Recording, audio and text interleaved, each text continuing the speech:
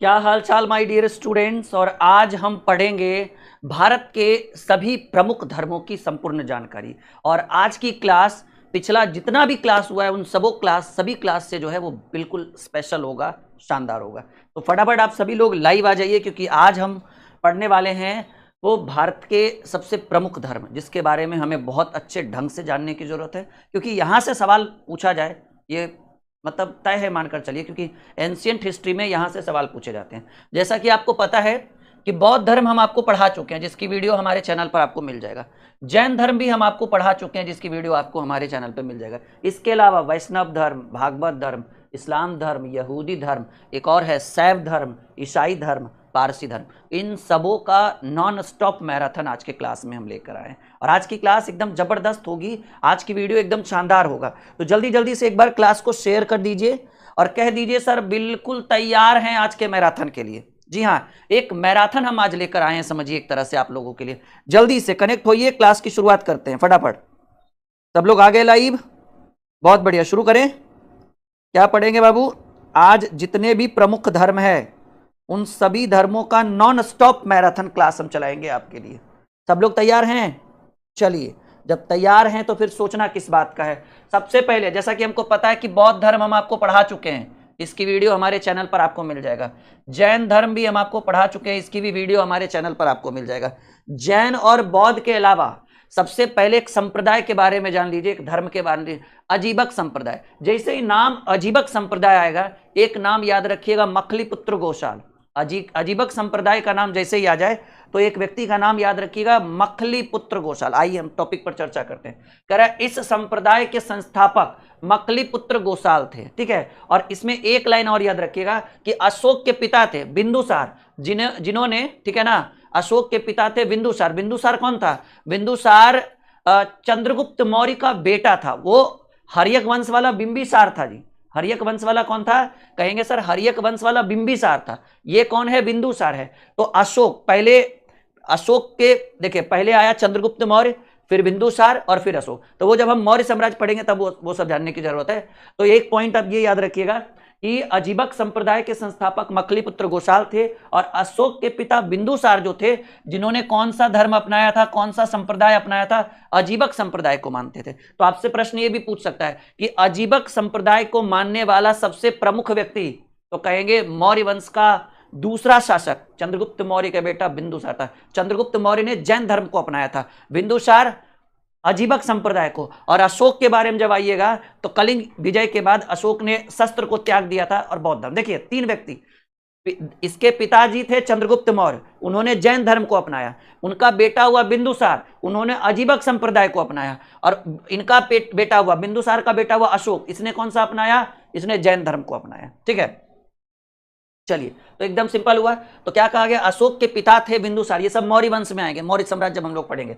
इन्होंने अजीबक संप्रदाय को मानते हुए अशोक ने अजीबक संप्रदाय के भक्तों को बहुत सारी गुफाएं जो है वो दान में दे दी थी। कि उसके पिताजी जो बिंदुसार थे वो अजीबक संप्रदाय को मानते थे। तो लगा जैसे होता है ना कि हमारे पिताजी अगर बौद्ध धर्म के, हम बौद्ध धर्म, अगर हमारे पिताजी मान लीजिए हिंदू धर्म से हैं तो हम हिंदू धर्म को सम्मान करेंगे। अगर हमारे पिताजी इस्लाम धर्म में रहते तो बिल्कुल इस्लाम धर्म को हम सम्मान करते। अगर हमारे पिताजी जैन बौद्ध धर्म में रहते, क्योंकि धर्म कोई नहीं चेंज करता जी, वो विकट परिस्थिति में, ठीक है। नियत चेंज हो सकता है लेकिन धर्म चेंज नहीं हो सकता है। अब कोई कर ले तो वो अलग बात है, क्योंकि पूरी छूट है भारत में। तो कहा गया है कि अशोक ने अजीबक संप्रदाय के भक्तों को बहुत सारी गुफाएं, वो कौन कौन सी? नागा अर्जुन या बराबर की जो पहाड़ी की गुफा है, ठीक है, साथ ही साथ सुदामा गुफा, दशरथ गुफा और कर्ण गुफा और चौपाड़ गुफा, और एक और है विश्व झोपड़ी। ये सब क्या दे दिया? दान में दे दिया कि जाइए, इससे जितना आपका टैक्स आएगा, जितना आपको इस पर जो करना है करिए। ये सब गुफाएं जो है दान में दे दिया। तो आपसे प्रश्न पूछ सकता है, ये सारी पॉइंट है। तो बस अजीबक संप्रदाय में इतने था। अजीबक संप्रदाय के संस्थापक मखलीपुत्र गोशाल, इसको मानने वाले सबसे प्रमुख शासक के रूप में आएगा बिंदुसार। बिंदुसार कौन था? चंद्रगुप्त मौर्य था। बिंदुसार का बेटा अशोक था, जिसने अजीबक संप्रदाय के भक्तों को बहुत सारी गुफाएं, नागार्जुन, बराबर की पहाड़ी, सुदामा, दशरथ, कर्ण, चौपाड़, ये सब, विश्व झोपड़ी, ये सब दान में दिया कि चलिए जाइए आप लोग यहाँ पर अपना साम्राज्य बनाइए। अब आते हैं हम लोग भागवत धर्म। जैसे ही भागवत धर्म का नाम आएगा, हमारे भगवान कृष्ण जी का नाम आ जाएगा। और कृष्ण जो है जगह कौन सा है भाई? भागवत धर्म का मुख्य केंद्र जो आ जाएगा वो मथुरा आएगा। बड़ा दिन से जो है चर्चा में है कि कब हम मथुरा जाएंगे, लेकिन बहुत जल्द हम भगवान कृष्ण की नगरी मथुरा में हमारा जो है बहुत जल्द आगमन होने वाला है, बहुत जल्द 2025 में होगा कंफर्म, बस समय शेड्यूल अच्छे से मिल जाए। तो क्या कहा गया भाई, भागवत धर्म, भागवत धर्म के संस्थापक थे श्री कृष्ण, ठीक है, और जिनका निवास स्थान मथुरा कहा गया है। तो देखिए इसमें 2 पॉइंट पढ़िएगा कि इसके संस्थापक कहिए प्रवर्तक वासुदेव, वासुदेव को ही श्री कृष्ण कहा जाता था, और इस धर्म में सबसे अधिक जोर जो है वो भक्ति के ऊपर दिया गया। प्रश्न पूछा जाएगा भागवत धर्म के संस्थापक कौन थे या प्रवर्तक कौन थे, कहेंगे सर भागवत धर्म के संस्थापक या प्रवर्तक वासुदेव थे, और वासुदेव को ही भगवान कृष्ण कहा जाता है। और इसमें कहिएगा इस धर्म में सबसे अधिक जोर जो है वो भक्ति पर दिया गया था। भागवत धर्म वाले बलि, कर्मकांड तथा पशु की हत्या पर बैन, मतलब ये तीनों काम नहीं करना है। कौन सा, बलि नहीं देना है किसी भी जानवर का, कर्मकांड नहीं, वही हुआ पशु हत्या, बलि वही ये सब चीजों के बिल्कुल विरुद्ध थे। जैन संप्रदाय के अनुसार वासुदेव जो थे, वो कृष्ण जो थे वासुदेव, वो जैन धर्म के 22वें तीर्थकर जिनका नाम है अरिष्ट नेमि के समकालीन थे। मतलब जैन संप्रदायों का कहना था कि जब भगवान कृष्ण मथुरा में थे, अपनी कृष्ण लीला कर रहे थे, कंस को मार रहे थे, तो उस समय जैन धर्म था, और जैन धर्म के 22वें तीर्थकर अरिष्ट नेमि उनके शासनकाल में थे। मतलब दोनों एक दूसरे के समकालीन होने का मतलब समझ रहे हैं कि उनके शासनकाल में दोनों का शासनकाल समय सीमा सेम था। बढ़े आगे हम लोग, तो एकदम क्लियर हो गया बाबू कि जैन परंपरा के अनुसार वासुदेव जो श्री कृष्ण थे वो 22वें तीर्थकर अरिष्ट नेमि, जैन धर्म के 22वें तीर्थकर अरिष्ट नेमि के समकालीन थे। इस धर्म में एकदम सीधा सीधा बात कहा गया है कि मुख्य रूप से भगवान कृष्ण की पूजा की जाती थी। सिंपल बात है भाई। अब जब भागवत धर्म, देखिए भागवत धर्म से ही एक धर्म का उदय होगा वैष्णव धर्म, जो हम अभी आपको पढ़ाएंगे। कहा गया, देखिए है भी, कहा गया इस धर्म का सबसे लोकप्रिय स्वरूप जो है वो वैष्णव धर्म। कहेंगे वैष्णव धर्म कहां से आया, तो वैष्णव धर्म भागवत धर्म से आया। क्यों आया वो हम आगे थोड़ी देर में सीखेंगे। कहा गया इनका निवास स्थान मथुरा था। अभी हम बोले कृष्ण नगरी कहाँ है जी, मथुरा, ठीक है। और अभी प्लान ही हम लोग का बन रहा था इसी महीने कि हम लोग कृष्ण नगरी मथुरा जाएंगे बहुत जल्द। देखिए प्रभु कब बुलाते हैं हम लोग को, जब बुलाएंगे एकदम दौड़े दौड़े चले जाएंगे। कहा गया है कि इस धर्म का उदय मौर्योत्तर काल में हुआ था। कौन सा काल, मौर्योत्तर काल। अभी हमने आपको मौर्योत्तर काल पढ़ाया नहीं, इसलिए इसके बारे में ज्यादा जानकारी होगी नहीं। कह रहा है इसकी प्रारंभिक जानकारी उपनिषदों में मिलती है, ठीक है। कृष्ण, ये जो आपका इस धर्म का भागवत धर्म की संपूर्ण जानकारी जो है वो कहाँ मिलती है, उपनिषदों में मिलती है। परंतु मेगास्थनीज द्वारा रचित एक पुस्तक थी इंडिका। आपको पता है मेगास्थनीज किसके दरबार में आया था, चंद्रगुप्त मौर्य के दरबार में आया था। वही कह रहा है मेगास्थनीज द्वारा रचित इंडिका नामक पुस्तक में बताया गया है कि मौर्य काल में भागवत धर्म का प्रचलन था। सोचिए मौर्य काल में भी भागवत धर्म का प्रचलन था। और इसमें यह भी कहा गया था कि इन्होंने इंडिका में लिखा कि सूरसेन की राजधानी थी मथुरा। सूरसेन की राजधानी कहाँ थी, मथुरा। सूरसेन यानी मथुरा के लोग जो है वो हेराक्लीज, ये एक यूनानी नाम है भगवान कृष्ण का। क्या नाम है, हेराक्लीज। देखिए ना, हेराक्लीज कृष्ण का यूनानी रूपांतरण है। जैसे ठीक है, हर आदमी का अलग अलग अपना नाम होता है ना जी। तो चाइनीज में कुछ और, जैसे तुम्हारा नाम राहुल है, ठीक है, तो पता नहीं चाइनीज में क्या बोलेगा भगवान जाने, ठीक है। तो वही कहा जैसे, ठीक है ना, हाँ बड़े आगे। तो कहा गया है कि हेराक्लीज कृष्ण का यूनानी रूपांतरण है। तो क्या लिखा गया था कि उन्होंने इंडिका में लिखा है कि सूरसेन यानी मथुरा के लोग जो है वो हेराक्लीज के उपासक थे। उपासक मतलब उसकी पूजा करते थे। और हेराक्लीज जो है वो कृष्ण को यूनानी भाषा में हेराक्लीज कहा जाता था। तो याद रखिएगा हेराक्लीज कृष्ण का यूनानी रूपांतरण नाम है। शुंग वंश के 9वें शासक भागभद्र के दरबार में हेलियोडोरस आया था। और वो कौन सा धर्म अपना लिया, भागवत। सुनिए शुंग वंश का, जब शुंग वंश पढ़ाएंगे तब आपको क्लियर समझ में आएगा। शुंग वंश के एक 9वां शासक था जिनका नाम था भागभद्र। और इसके दरबार में आया था हेलियोडोरस। हेलियोडोरस क्या कर लिया, वो कहा कि हम भागवत धर्म अपनाएंगे, भगवान कृष्ण को अपनाएंगे। तो देखिए इसने भागवत धर्म अपना लिया। हेलियोडोरस भगवान विष्णु के सम्मान में मध्य प्रदेश में एक जगह है विदिशा, और विदिशा में जिसको हम बेस नगर भी बोलते हैं, एक स्तंभ लिखा, और जिसका गरुड़ स्तंभ, जिसका नाम क्या रखा गया, गरुड़। ये बहुत ही इंपॉर्टेंट पॉइंट है, आपसे पूछ सकता है कि गरुड़ स्तंभ लेख कहाँ है। ये नहीं पूछेगा किसने लिखा, तो कहेंगे मध्य प्रदेश के विदिशा में। बताइए, सब लोग कमेंट में लिखिए जी, सब लोग लिखो बाबू। आप लोग कमेंट आजकल बड़ा कम कर रहे हो, सब लोग कथा पढ़ने नहीं आए हैं, कमेंट करिए, आपके कमेंट का हम रिप्लाई भी देंगे। सब लोग बोलिए गरुड़ स्तंभ लेख कहाँ है, तो कहेंगे सर मध्य प्रदेश में। कहाँ, तो मध्य प्रदेश के विदिशा में। गरुड़ स्तंभ लेख कहाँ है, मध्य प्रदेश में। मध्य प्रदेश के कहाँ, विदिशा में। गरुड़ स्तंभ लेख का निर्माण किसने करवाया था, तो कहेंगे भाई ये, हाँ भागवत धर्म, हेलियोडोरस भगवान विष्णु का, हेलियोडोरस ने करवाया था। हेलियोडोरस किसके दरबार में आया था? भागभद्र। भागभद्र कौन था? शुंग वंश का 9वां शासक था, 9 नंबर वाला शासक था। तो कहा गया शुंग वंश के 9वें शासक भागभद्र के दरबार में हेलियोडोरस आया और हेलियोडोरस ने भागवत धर्म को अपनाया। और भागवत धर्म को अपनाने के बाद भगवान कृष्ण के सम्मान में मध्य प्रदेश के विदिशा, जिसको हम लोग वेशनगर कहते हैं, वेशनगर में एक स्तंभ लेख का निर्माण कराया और उस स्तंभ लेख का नाम है गरुड़ स्तंभ लेख। ठीक है, सब लोग नीचे कमेंट करिए, एक एक विद्यार्थी। आज जितना भी धर्म है वो सब कंप्लीट करेंगे अगर आप लोगों का पूरा साथ रहा तो। ठीक है, तो गरुड़ स्तंभ लेख कहाँ है? विदिशा। विदिशा में कहाँ? वेशनगर में। विदिशा को ही वेशनगर बोला जाता है। और ये गरुड़ स्तंभ लेख किसने बनवाया? हेलियोडोरस ने। कहाँ बनाया? मध्य प्रदेश में। मध्य प्रदेश के कहाँ? विदिशा में। विदिशा यानी वेशनगर में। अब पूछा जाएगा कि गरुड़ स्तंभ लेख किसके सम्मान में बनाया गया था, याद रहेगा तब ना कि अच्छा हेलियोडोरस जो है भागवत धर्म अपनाया था तो भगवान कृष्ण के सम्मान में बनाया होगा। चलिए सब लोग लिखिए, लिखने वाला काम जल्दी जल्दी शुरू करिए। तो सब लोग कमेंट में एक एक पॉइंट को लिखिए, तब आप सीख पाइएगा पूरा धर्म। चलिए देखिए, इस स्तंभ लेख में उन्होंने ओम नमो भगवते वासुदेवाय लिखा है। हम लोग बोलते भी है, जो हिंदू धर्म के लोग हैं वो एकदम नॉर्मल चीज है। ठीक है, ओम नमो भगवते वासुदेवाय नमः बोलते हैं ना हम लोग, तो वही कहा गया है। अगर प्रश्न पूछ दे, सोचिए कितना डीपली क्वेश्चन, ये सब लेवल वाले एग्जाम में पूछ देगा, आपसे पूछ सकता है कि ओम नमो भगवते वासुदेवाय जो है वो किस स्तंभ लेख में लिखा गया है, तो कहेंगे सर गरुड़ स्तंभ लेख। गरुड़ स्तंभ लेख कहाँ है? विदिशा में। विदिशा कहाँ है? मध्य प्रदेश में। किसके द्वारा? हेलियोडोरस के द्वारा। हेलियोडोरस किसके दरबार में आया था? शुंग वंश के 9वें राजा भागभद्र के दरबार में था। तो याद रहेगा तब ना जी, जितना प्रेम से हम आपको बोले। देखिए ना, एकदम लग रहा है जैसे कि एकदम बरतुहारी में आए हो तुम लोग। नहीं बोलोगे, कमेंट नहीं लिखोगे, क्लास नहीं पढ़ाएंगे, बात खत्म एकदम। एकदम इसमें कोई डाउट नहीं। जब हम आपको समय दे रहे हैं, जब हम आपको क्वालिटी दे रहे हैं, तो आपका भी फर्ज बनता है कि आप हमारे साथ कंधे से कंधा मिलाकर चले, सहयोग करें कि नहीं सर आप पढ़ाइए, हम आपके साथ हैं। चलिए जल्दी जल्दी फटाफट आंसर करिए, सब लोग लिखिए। चीजों को लिखने से आपको सीखने को मिलेगा। और लाइक का बटन दबाने के लिए बोलना पड़ेगा। अब बताओ, खाने के लिए भी कोई बोलता है?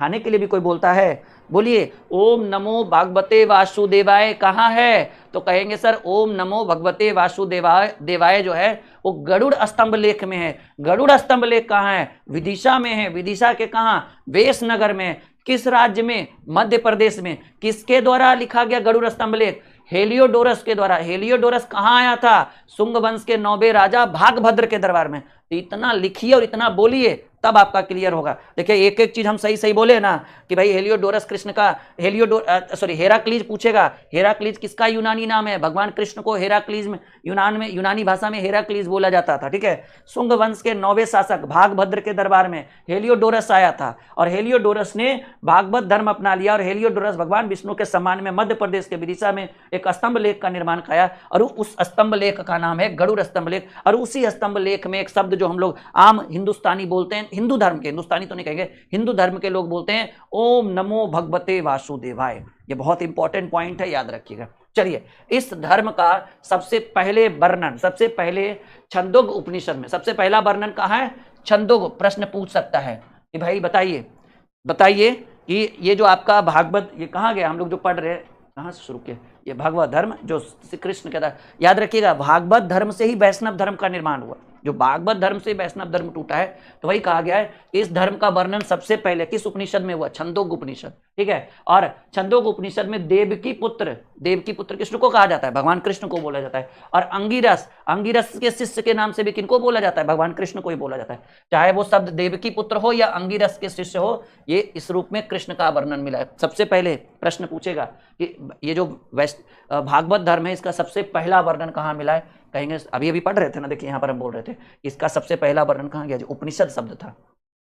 हाँ, इस धर्म की प्रारंभिक जानकारी उपनिषद। अब आपसे पूछ देगा कौन सा उपनिषद, तो कहिएगा छंदोग उपनिषद। That's all. पढ़े आगे तो कौन सा? छंदोग उपनिषद। अब क्या है? छंदोग उपनिषद है। अब देखिए भगवान, अब क्या है कि कहा गया कि भागवत धर्म के सिद्धांत श्रीमद् भागवत गीता में लिखा गया है। सोचिए, भागवत धर्म का जो सिद्धांत है, जो स्ट्रक्चर है, वो श्रीमद् भागवत गीता में लिखा गया। हमारी हिंदू धर्म की सबसे पवित्र पुस्तक का नाम है भागवत गीता। ठीक है, देखते हैं कोर्ट में गीता पर हाथ रख कर कसम खिलाए कि गीता का कसम खाइए कि झूठ नहीं बोलिएगा, सच बोलिएगा, सच के सिवा झूठ नहीं बोलिएगा, मतलब और कुछ नहीं बोलिएगा। मूवी भी नहीं देखे हैं, लेकिन कितनों खा ले आजकल, भ्रष्टाचार है भाई, नहीं कलयुग है, ठीक है। जब माए के सर पे हाथ रख के झूठ बोल दिया, उससे बड़ा झूठा और कौन हो सकता है? फिर गीता क्या, कुरान क्या और पुराण क्या, ठीक है। तो याद रखिएगा कि भागवत धर्म के सिद्धांत जो है वो श्रीमद् भागवत गीता में लिखा गया है।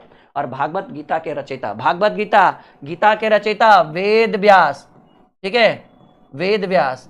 और वेदों के रचयिता भी वेद व्यास है, महर्षि द्वैपायन वेद व्यास, याद रखिएगा। चलिए, कहा गया है श्रीमद् भागवत गीता में मोक्ष प्राप्ति के लिए जन्म, कर्म तथा भक्ति के समान महत्व दिया गया है, ठीक है। जन्म, कर्म तथा भक्ति को समान महत्व दिया गया है। कहा गया भागवत गीता की मुख्य शिक्षा निष्काम कर्म योग, यानी कर्म करो, फल की चिंता मत करो। अब कहता है कि पहले फल का चिंता करो, कर्म तो होते रहेगा।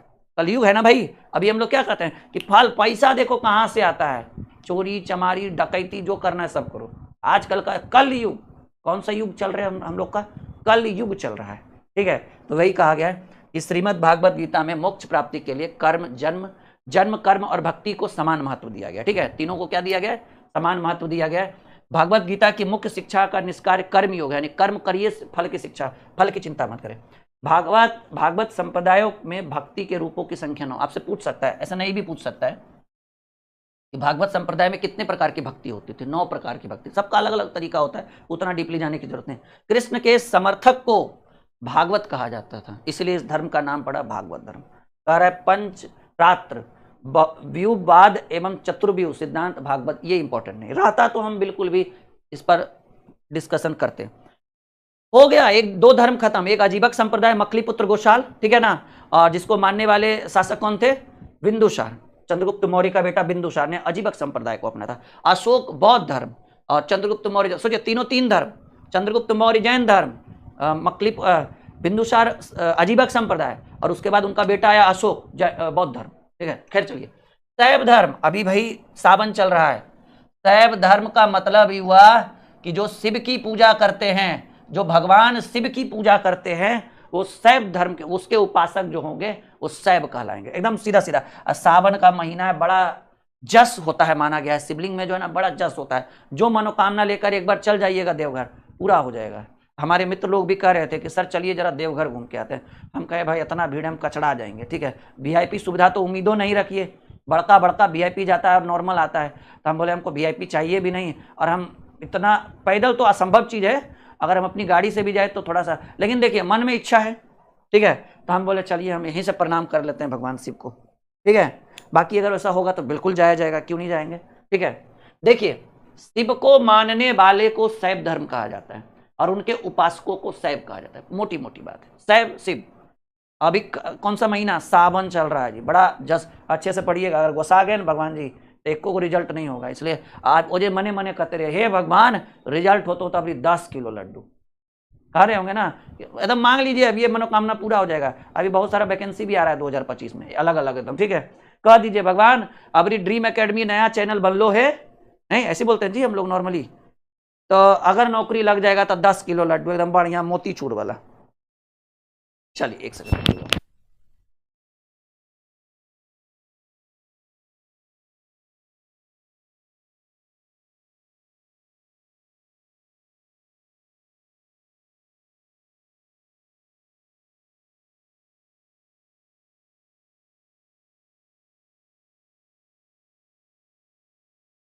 चलिए आगे बढ़े, कोई दिक्कत कोई परेशानी बिल्कुल नहीं। अब देखिएगा, इसमें भगवान शिव की उपासना की जाती है और इसमें शिवलिंग की पूजा।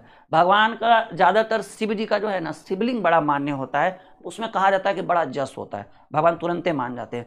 और इसलिए शिवलिंग पर देखिएगा दूध चढ़ाया जाता है। कहा जाता है कि भगवान शिव जो है वो एकदम गर्म है पूरे अंदर से, तो उनको ठंडा किया जाता है दूध चढ़ा कर, ठीक है। तो कह रहा है इसमें भगवान शिव की उपासना की जाती है और इसमें शिवलिंग की पूजा की जाती है।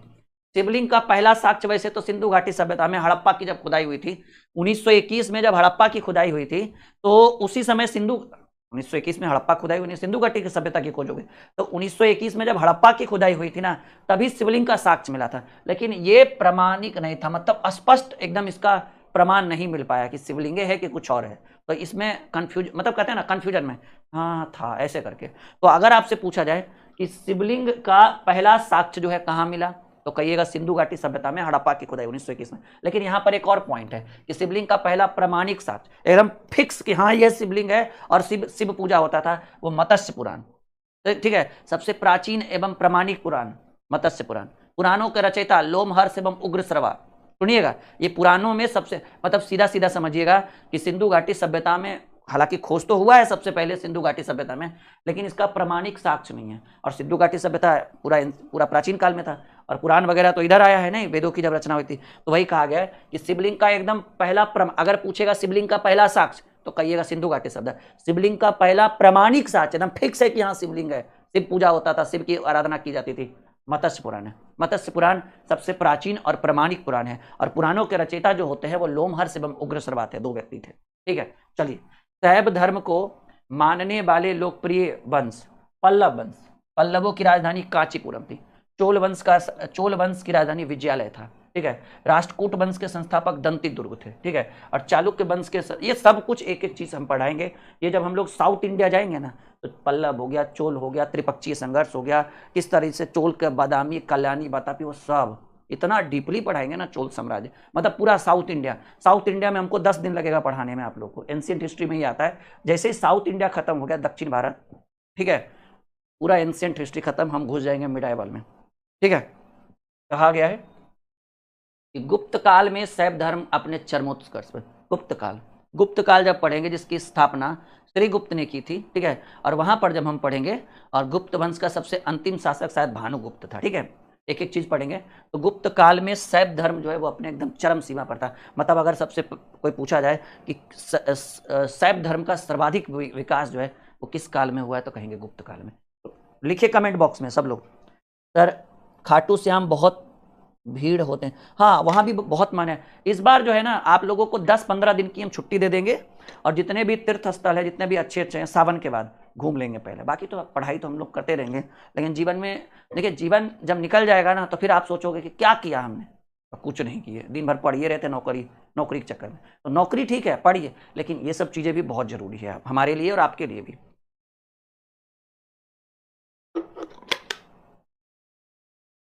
बढ़े आगे। हाँ, एकदम जल्दी जल्दी आंसर करते, देखिए कुछ ना कुछ कमेंट में लिखते रहिए। अरे कम से कम पॉइंट लिखते रहिए ना, फायदा होगा। इसका फायदा आपको जब आप एग्जामिनेशन सेंटर में घुसोगे ना, तब हमारी याद है कि अरे सब तो सर पढ़े हुए किए थे, मिल गया सब। इसलिए कहते हैं रिपीट करते रहिए। अगर आए हैं तो एक श्रद्धा भाव से आइए, जैसे मंदिर मस्जिद में जाते हैं, ठीक है, अपने अपने धर्मों में वैसे ही आइए। शिक्षा जो है एक मंदिर का शिक्षा का केंद्र होता है एजुकेशन, तो आप पढ़िए और अच्छे से पढ़िए, ठीक है। आंसर करते रहिएगा ना, फायदा आप ही को होगा, हमको क्या होगा, आपको फायदा ज्यादा होगा।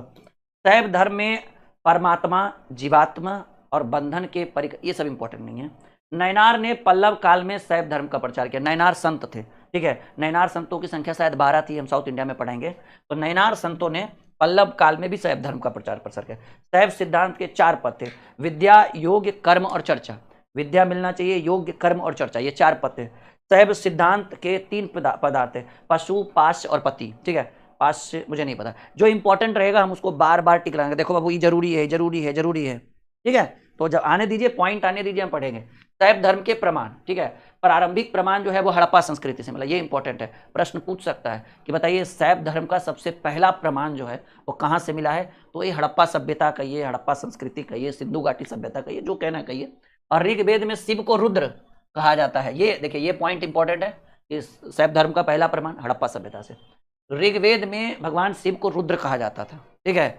और इसमें कहा गया अथर्ववेद में शिव को भव, सर्व, पशुपति एवं भूपति। डायरेक्ट पूछ सकता है कि बताइए कि पशुपति नाम जो है वो भगवान शिव को किस वेद में भगवान शिव को पशुपति कहा जाता था। तो पढ़ोगे तब ना कि भाई अगर ऋग्वेद बोलिएगा तो ऋग्वेद में एक ही नाम है भगवान शिव का, रुद्र।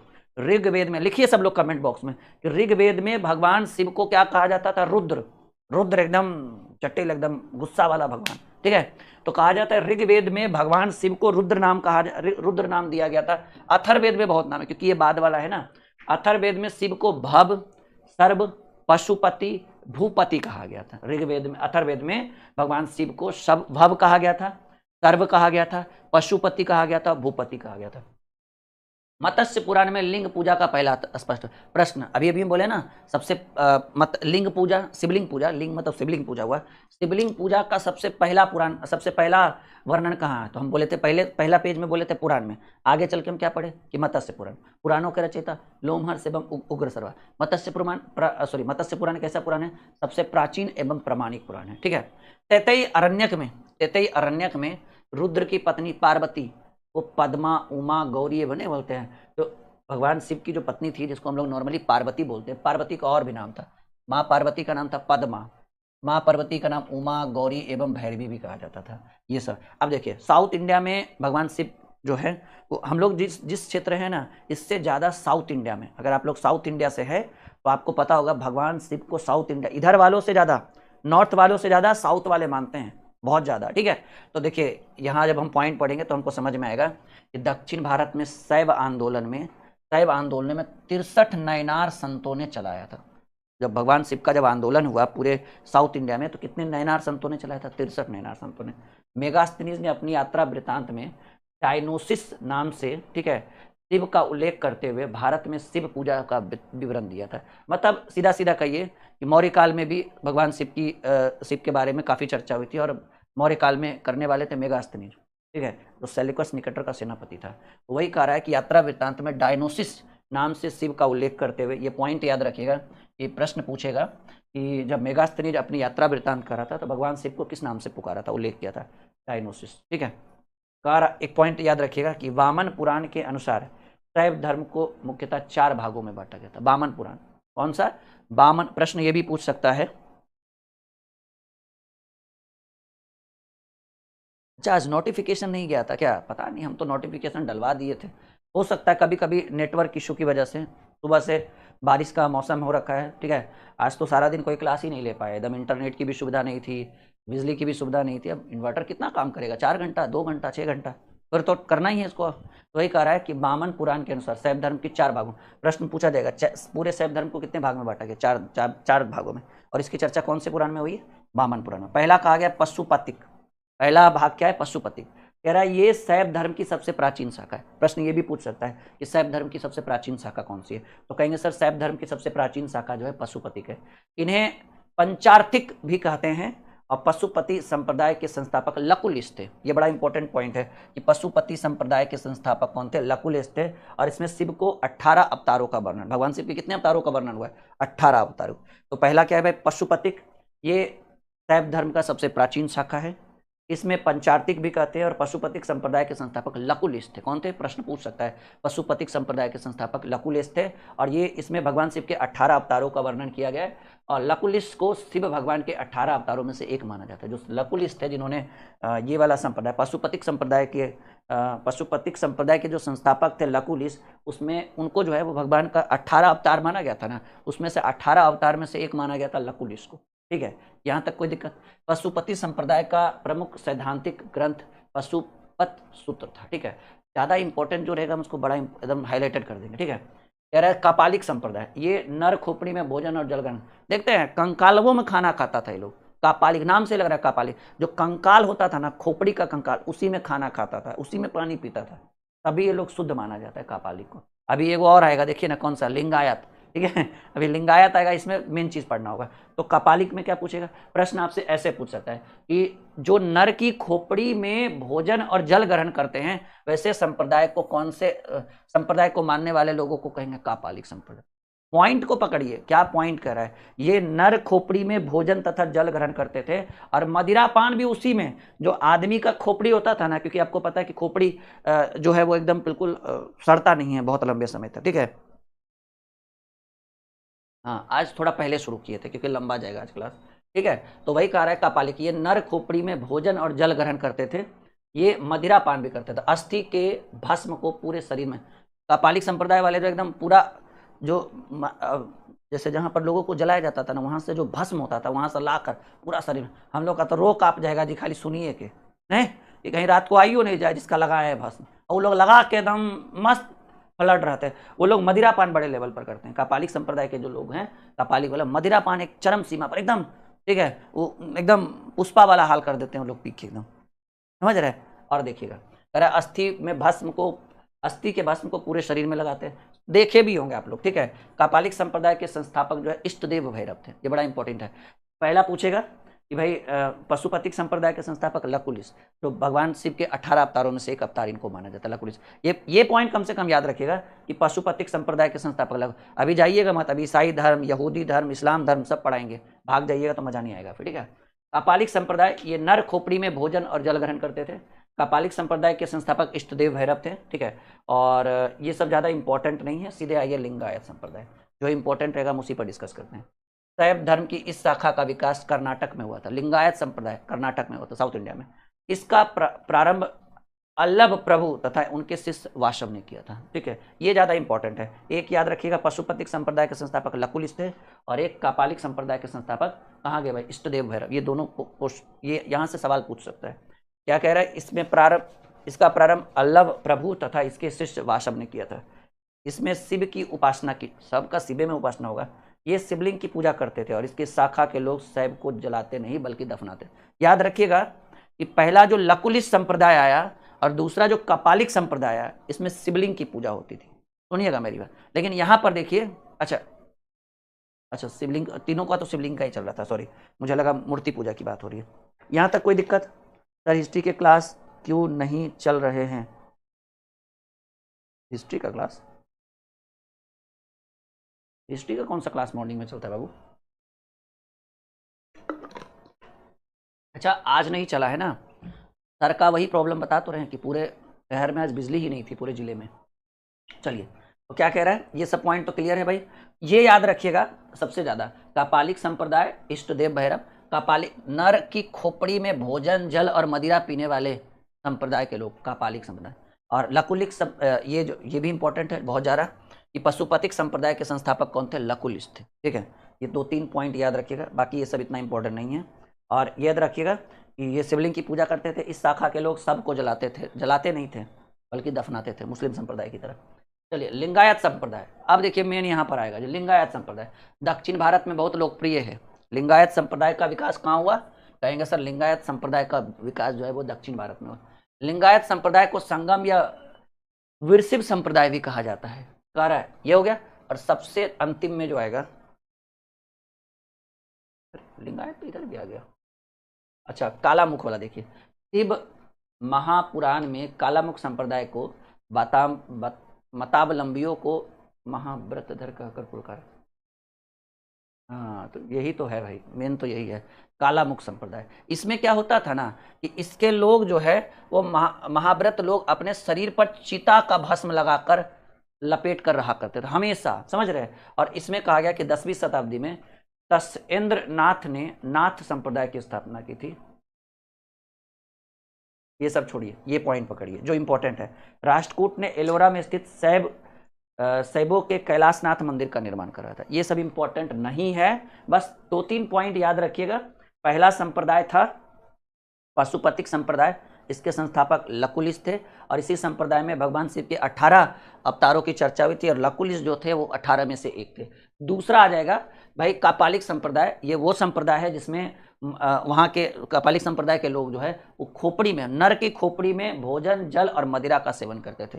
तीसरा याद रखिएगा, ठीक है ना, पशुपति, इसमें भस्म लगाना है, देखिए ये तो सब था, इसमें भी आ जाएगा, और इसमें भी देखिए कापालिक वाले में भी जो है भस्म लगाते थे। तो ये ज़्यादा इंपॉर्टेंट उतना नहीं है, लेकिन ये 3 पॉइंट आप याद रखिएगा, ये 3 पॉइंट। पहला पॉइंट याद रखिएगा कि राष्ट्रकूटों ने एलोरा में स्थित शैव के कैलाश मंदिरों का निर्माण, प्रश्न पूछ सकता है, कैलाशनाथ मंदिर का निर्माण किस शासकों के द्वारा किया गया था? राष्ट्रकूट शासक। इसके संस्थापक थे दंतिदुर्ग। जब हम राष्ट्रकूट आपको पढ़ाएंगे ना तो एक एक चीज डिस्कस करेंगे कि कहाँ कौन से चीज की स्थापना हुई थी। एक है प्रसिद्ध राजराजेश्वर मंदिर जो तंजौर में स्थित है, और ये बृहदेश्वर मंदिर के नाम से भी जाना जाता है। इस मंदिर का निर्माण चोल शासक राजा राज प्रथम, ये एक कह सकते हैं एकदम योग्य शासक थे। एक मतलब राजा राज प्रथम के बारे में जब आप पढ़िएगा ना और इनकी कहानियां जब आप सुनिएगा तो लगेगा वाह, काश समूह राजा राज प्रथम होते। समझ रहे हैं? तो वही कहा गया है। 2 पॉइंट याद रखिएगा कि एलोरा के प्रसिद्ध कैलाश मंदिरों का निर्माण राष्ट्रकूट शासकों ने किया था, और दूसरा प्रसिद्ध राजराजेश्वर शैव मंदिर जो तंजौर में स्थित है उसका निर्माण इसे बृहदेश्वर मंदिर के नाम से भी जाना जा सकता है, और इसके चोल शासक राजा राज प्रथम ने ठीक है। और तीसरा याद रखिएगा, शिव के महान उपासक कुषाण राजा ने सर्वप्रथम राज मुद्रा और राज मुद्रा पर शिव एवं नंदी, समझिएगा, शिव एवं नंदी का अंकन, नंदी भगवान को जानते हैं ना, तो शिव और नंदी का एक ही मुद्रा पर, ये कुषाण शासक, ठीक है, शिव के महान उपासक कुषाण राजा ने सर्वप्रथम अपने राज मुद्रा पर शिव एवं नंदी, ये शायद कुषाण वंश में कनिष्क के शासनकाल में ऐसा हुआ था, ठीक है। एक तरफ भगवान शिव थे और एक तरफ नंदी, जो नंदी बैल है ना, तो उस तरह की मुद्रा, प्रश्न पूछेगा कि शिव और नंदी की मुद्रा वाली शिव और नंदी की मुद्रा वाली सिक्कों का प्रचलन किस काल में हुआ, तो कुषाण काल में हुआ। बड़ा इंपॉर्टेंट है, शायद कनिष्क के शासनकाल में हुआ था, वो हम आपको आगे चल के बढ़ाएंगे। तब सबसे इंपॉर्टेंट अभी तक का यही हुआ कि एक तरफ भगवान शिव थे और एक तरफ भगवान शिव का नंदी बैल, उसकी उस तरह के सिक्कों का प्रचलन कुषाण काल में हुआ था। तो ये तीनों पॉइंट, ये पॉइंट, ये पॉइंट और ये पॉइंट, इस पेज में सबसे ज्यादा इंपॉर्टेंट वही तीनों पॉइंट है।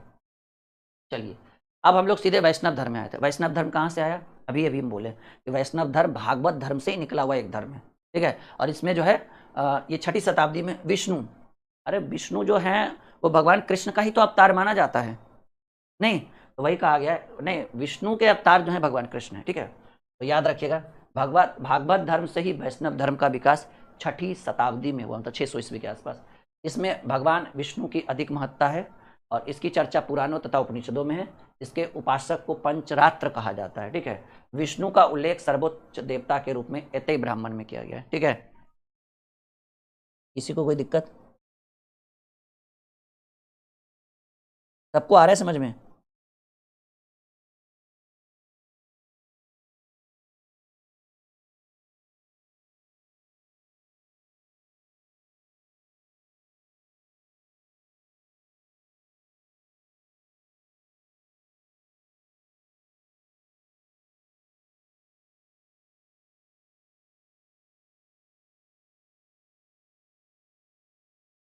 चलिए बढ़े आगे, कोई दिक्कत? चलिए तो क्या हुआ, इसके उपासक पंचरात्र कहते हैं। विष्णु का उल्लेख सर्वोच्च देवता के रूप में ऐतेय ब्राह्मण, ठीक है।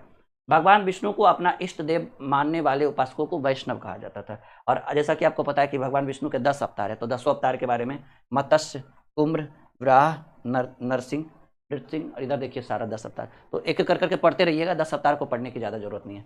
परशुराम, कृष्ण और बौद्ध, गौतम बुद्ध को भी जो कहा जाता था वो विष्णु के अवतार माना जाता है। सोचिए, परशुराम आपने सुना होगा, राम भगवान के काल में थे, और कृष्ण जो मथुरा से बिलोंग करते हैं, बौद्ध धर्म के गौतम बुद्ध को भी विष्णु का अवतार माना जाता है, ठीक है। हाँ, तो ये सब इंपॉर्टेंट पॉइंट है, ये पॉइंट याद रखिएगा। 3 व्यक्ति, एक है परशुराम, भगवान कृष्ण, और देखिए है ना, एक बुद्ध भगवान, राम, परशुराम, बलराम, कल्कि जो फ्यूचर में आने वाला अवतार है, भगवान विष्णु का सबसे अंतिम और 10वां अवतार कल्कि है, जो भी कहा गया कि ये अवतार जब आएगा तो पूरा विश्व जो है वो विनाश हो जाएगा। ये वर्तमान में आएगा और जब आएगा तो पूरा विश्व का जो है वो विनाश आ जाएगा, ठीक है। तो ये सब तो उतना इंपॉर्टेंट, लेकिन ये सब तो हम जानते हैं ना, राम, बुद्ध, परशुराम, बलराम, ठीक है। कल्कि ये अगला अवतार है आने वाला। बढ़े आगे, चलिए तो कहा गया कि विष्णु के अवतारों में सर्वाधिक लोकप्रिय वराह अवतार है, ठीक है, जिसका प्रथम उल्लेख ऋग्वेद में हुआ है। ये जो सबसे पहला है ना बाबू, वराह, कहाँ, हाँ वराह, ऐसे गलत लिखा हुआ है, वराह अवतार, इसका उल्लेख सबसे ज़्यादा है, मतलब ये सबसे प्रसिद्ध अवतार है और इसका उल्लेख ऋग्वेद में है। वायु पुराण में कृष्ण संहिता वृष्ण वीरों का उल्लेख है। हालांकि ये सब इंपॉर्टेंट पढ़ना नहीं है, जैसे वासुदेव कृष्ण जो थे वो देवकी के पुत्र थे, संकर्ण जो है वो रोहिणी पुत्र थे, प्रदुमन जो है रुक्मणी के पुत्र थे, अनिरुद्ध जो है वो प्रदुमन के पुत्र थे, सांब जो है वो जाम्बवती के पुत्र थे। तो खैर ये सब तो बात की बात है, इतना इंपॉर्टेंट नहीं है ये, ठीक है। जो मेन पॉइंट है वो हम पढ़ा देते हैं आपको, ठीक है। चलिए, कहा गया इस धर्म के अवतारवाद भी करते हैं, इसमें मानने वाले पूर्णतः शाकाहारी होते हैं। सावन आ लहन जी, सब छोड़ ले होगा, उसके बाद जैसी सावन खत्म होगा अगला दिन एकदम पूरा देखिएगा, मटन, चिकन और मछली के दुकान पर देखिएगा सावन के अगला दिन। अगर असली भीड़ देखना है खाने वाले का तो सावन के 1 दिन या 2 दिन, अगले दिन देख लीजिएगा ना। हाँ, वराह जो था वो भगवान विष्णु का सबसे मतलब लोकप्रिय अवतार माना जाता था। अवतारवाद का सर्वप्रथम उल्लेख श्रीमद् भगवत गीता में, ये सब इंपॉर्टेंट पॉइंट है। वैष्णव धर्म में ईश्वर प्राप्ति का मार्ग भक्ति को बताया, मतलब भक्ति पर जोड़ दिया, उसमें भी भागवत में भी भक्ति, इसमें भी भक्ति। वल्लभाचार्य, चैतन्य महाप्रभु, रामानंद, कबीरदास, रामानुजाचार्य आदि वैष्णव धर्म के प्रसिद्ध भक्त थे। अगर आपसे प्रश्न पूछा जाए कि वैष्णव धर्म के कुल प्रसिद्ध भक्तों की बात करें तो पहले बोलिएगा वल्लभाचार्य, चैतन्य महाप्रभु, रामानंद, कबीरदास, रामानुजाचार्य सब फेमस थे। ठीक है, ये सब वैष्णव। स्कंद गुप्त के जूनागढ़ अभिलेख की शुरुआत भगवान विष्णु के स्तुति से होती है। ठीक है, देवगढ़ के दशावतार मंदिर का निर्माण गुप्त काल में भगवान विष्णु के समान होता है। कालांतर में कृष्ण को विष्णु का रूप महाभारत काल में माने जाने के कारण भागवत धर्म वैष्णव धर्म में परिवर्तित हो गया। ठीक है, कृष्ण को क्या माना गया है? विष्णु का अवतार माना गया। देखिए ना, यहीं पर तो है।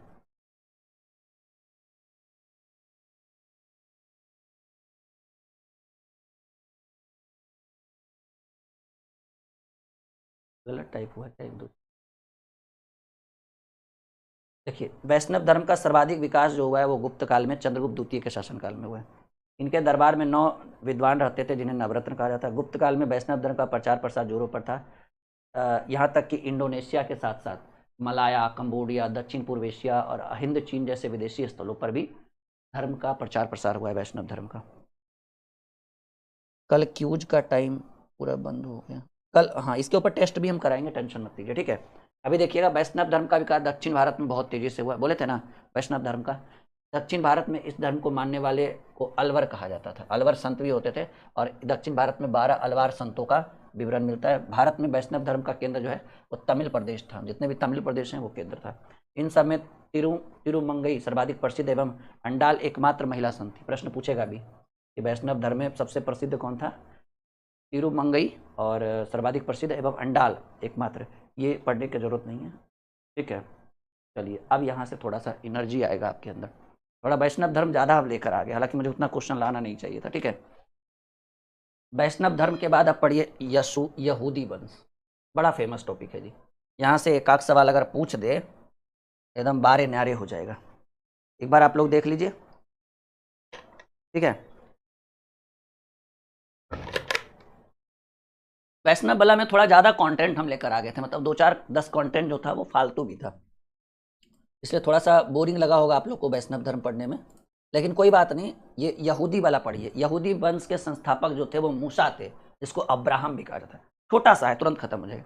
यहूदियों के संस्थापक को कहा जाता था मूसा और इनका एक और अन्य नाम था अब्राहम। ठीक है, इनका प्रमुख केंद्र जेरूशलेम। कहाँ? यहूदियों का प्रमुख केंद्र था जेरूशलेम।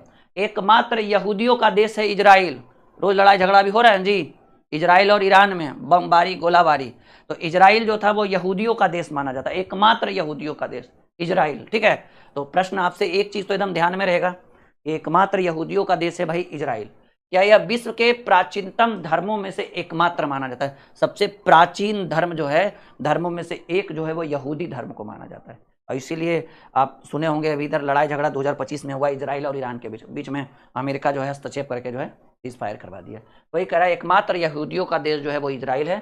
यह विश्व के प्राचीनतम धर्मों में से एक माना जाता है। इसे दुनिया का प्रथम, ठीक है, एकेश्वरवादी धर्म भी माना जाता है। यह दुनिया का सबसे प्रथम एकेश्वरवादी धर्म माना जाता है। इस धर्म की उत्पत्ति स्थान फिलिस्तीन से हुई है। फिलिस्तीन, गाजा फिलिस्तीन, वही। ठीक है, सुने होंगे ना, इधर ईरान जो है गाजा फिलिस्तीन सब जगह हमला किया था, फिलिस्तीन पर नहीं, इजराइल, सॉरी। ठीक है, इस धर्म की उत्पत्ति का स्थान जो है वो फिलिस्तीन माना जाता है। इसके धार्मिक स्थल को सिनेगोग, प्रश्न पूछ सकता है, ये इंपॉर्टेंट पॉइंट है। यहूदियों के धार्मिक स्थल को क्या मानते हैं? तो कहेंगे सर यहूदियों के धार्मिक स्थल को सिनेगोग कहा जाता है। ठीक है, इसमें इसे इब्राहिमी धर्म भी, क्योंकि इसके संस्थापक अब्राहम थे और इसके बाद इसमें आ गए तो कहा गया इसे इब्राहिमी धर्म भी कहा जाता है। और प्रमुख धार्मिक, ठीक है, प्रमुख धार्मिक पुस्तक जो है वो तोरा। ठीक है, गलत लिखा हुआ है थोड़ा सा, तोरा सबसे प्रमुख धार्मिक पुस्तक तोरा या ओल्ड टेस्टामेंट या मूसा, गलत लिखा हुआ है थोड़ा सा, चलिए रहने दीजिए इसमें।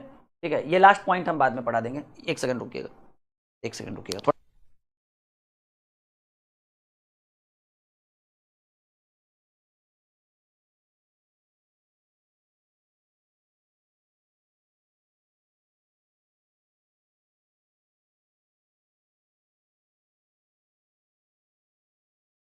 गलत लिखा हुआ है, तोरह नहीं होगा, तोरा होगा। मुझे पहले डाउट हो रहा था कि गलत लिखा हुआ है। यहूदियों का प्रमुख धार्मिक पुस्तक जो है भाई तोरा होगा। क्या होगा? तोरा, तोरह नहीं, तोरा। ठीक है, अब सही है। चलो, जैसे मैंने देखा वैसे लगा कि गलत लिखा हुआ है, तोरा थोड़ी था, तोरा होगा। चलिए ईसाई धर्म में आ गए। हम ईसाई धर्म का तो प्रचार प्रसार जो है वो भारत में भी है। और याद रखिएगा, ईसाई लोग जो है वो शिक्षा पर बड़ा बल देते हैं। आपके जिले का कोई भी ऐसा स्कूल होगा जहां सबसे अच्छा शिक्षा मिलता होगा, वो ईसाई स्कूल होगा। यकीन मानिए, आप एक बार चेक कर सकते हैं। अगर आप अपने शहर में, आप अपने जिले में घूमिए, अगर ईसाई का स्कूल है तो सबसे अच्छा, मतलब वहाँ सिस्टमेटिक ढंग से शिक्षा व्यवस्था होगी और वहाँ पर एकदम एजुकेशन पर। अगर भारतीय शिक्षा को कोई अच्छे से बचा कर रख रहा है तो वो ईसाई लोग हैं, ठीक है। ईसाइयों की जो, मतलब कह तो रहे हैं कि अगर आपका, आपके शहर में, आपके जिले में अगर टॉप 5 स्कूल में जोड़ा जाए नाम, तो सबसे पहले हमको लग रहा है टॉप 3 में ईसाई का ही आएगा, 1 2 3 कर पता कर लीजिए। आप कहीं भी, आप हिंदुस्तान के किसी भी कोने में, ईसाई लोगों का जो स्कूल होता है सबसे सिस्टमेटिक और एजुकेशन में सबसे आगे रहता है। सही बात बोले?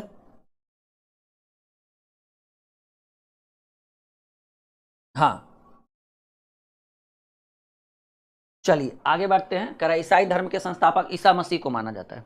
ईसा मसीह को, जिनको जो है रोमन गवर्नर पोंटियस ने एकदम बिल्कुल लटका दिया था, एकदम समझ रहे हैं ना। इनका जन्म वेथलेहम नामक गांव में हुआ था, जो जेरूसलम में पड़ता है। जेरूसलम में स्थित वेथलेहम नामक गांव में। इनके पिता का नाम जोसेफ और माता का नाम मैरी था। ये पॉइंट इतना बहुत जरूरी है आपके लिए। ईसाई धर्म के संस्थापक ईसा मसीह थे। इनका जन्म वेथलेहम नामक गांव में हुआ था, जो जेरूसलम में पड़ता है। इनके पिता का नाम जोसेफ और माता का नाम मेरी था। ईसा मसीह को जीसस भी कहा जाता है, ठीक है। एकदम देखते हैं गॉड जीसस, एकदम ईसा, ये ईसाई धर्म तो भारत में भी बहुत फेमस है। मसीहा का शाब्दिक अर्थ होता है परम पिता का पुत्र, ठीक है, मतलब भगवान का पुत्र, सीधे सीधे कहिए। ईसाइयों का सबसे प्रमुख धार्मिक ग्रंथ है बाबू बाइबल, ठीक है। प्रमुख धार्मिक पूजा स्थल चर्च, गिरजाघर जो जाते हैं, हर जिले में चर्च एक दो एगो तो कन्फर्म होगा। प्रमुख शिष्य जो थे इनके, 2 शिष्य थे, एंड्रूस और पीटर, ठीक है, जिसको ये लोग मछुआरा थे, ठीक है, मछली मार रहे थे, इनको शिष्य बना लिए ईसा मसीह। और जाति, ये जाति में बढ़े ही थे ईसाई, ईसा मसीह। पूरे विश्व में ईसाई धर्म को मानने वालों की संख्या सबसे अधिक है। सबसे ज्यादा कौन सा धर्म है? ईसाई धर्म। सोचो, हिंदू मुस्लिम सब साइड, सबसे ज्यादा देखिए ना, पूरे विश्व में ईसाई धर्म को मानने वालों की संख्या सबसे अधिक है। इस धर्म की उत्पत्ति फिलिस्तीन में हुई, गाजा फिलिस्तीन, ठीक है। इसका प्रमुख दिन जो है रविवार को होता है, ठीक है। ईसाई गुड फ्राइडे में ये मत सोचिएगा कि गुड फ्राइडे अच्छा, ये गुड फ्राइडे इनके लिए शोक वाला दिन होता है। इसी दिन ईसा मसीह को जो है फांसी, सूली पर चढ़ाया गया था। फांसी नहीं कहेंगे, सूली पर कहेंगे। इनका अच्छा दिन होता है, गुड डे होता है संडे को, जिस दिन हम लोग का छुट्टी होता है, ठीक है। ईसाइयों का स्कूल सबसे फेमस होता है, इसमें कोई डाउट है कहीं भी। अरे आप किसी भी कोने से रहिए ना, पूरे हिंदुस्तान में पता कर लीजिए आप अपने जिले में। ईसा मसीह का शिष्य सेंट थॉमस, ठीक है, भारत के केरल में आकर ईसाई धर्म का प्रचार प्रसार किया था। ईसा मसीह का एक शिष्य था जो भारत में आया था, उसका नाम था सेंट थॉमस। वो भारत के केरल में आया था और ईसाई धर्म का प्रचार प्रसार किया था। ईसाई धर्म के धार्मिक नेता या प्रमुख नेता पोप या पादरी कहा जाता है। फादर जिसको बोलते हैं, प्रमुख नेता पोप या पादरी कहा जाता है, ठीक है। पोप के कार्यालय को पोपेसी कहा जाता है और पोप का निवास स्थान रोम, इटली में है। पोप का निवास स्थान इटली में है। ईसा मसीह द्वारा चुने गए 12 अनुयायियों को देवदूत माना जाता है। इस धर्म की 2 मुख्य शाखाएं हैं, कैथोलिक और प्रोटेस्टेंट, ठीक है, प्रोटेस्ट, ठीक है। और याद रखिएगा, ईसाई धर्म की 2 शाखाएं थी, एक का नाम है कैथोलिक और दूसरा प्रोटेस्ट। इनके मृत्यु तथा पुनर्जन्म को ईस्टर के रूप में माना जाता है। भगवान ईसा मसीह के मृत्यु को तथा पुनर्जन्म को ईस्टर के रूप में माना जाता है।